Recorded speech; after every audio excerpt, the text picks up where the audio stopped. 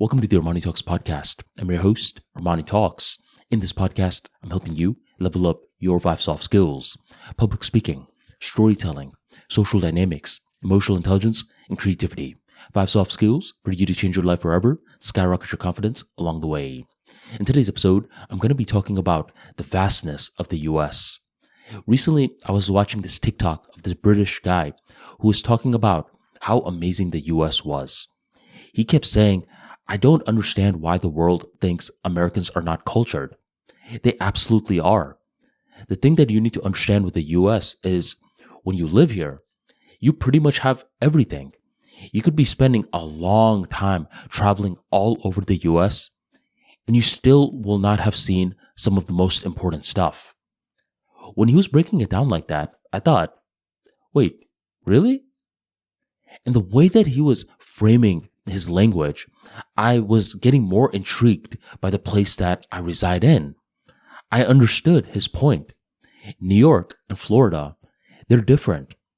California and Vegas, different. Texas and Rhode Island, different. And if I wanted to spend an entire year backpacking throughout the US, I would not have seen that much.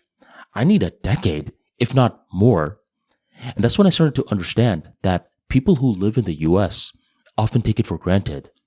They don't understand that there are so many cool things to do here, and we let the media influence us too much.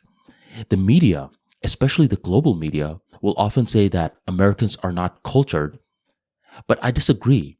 I think America has tons of culture, and I think America does a good job of getting the best parts of different cultures and combining it into one big masterpiece. One example I can give you is with pizza. I see some of the nasty pizza that they show in Italy. I kid you not, it's all dough, a bunch of sauce, and a few specks of cheese. We don't do that in the US. In the US, we double down on the cheese because that's what people like. So Americans get a lot of flack because they're seen as like this group of people that don't know any better.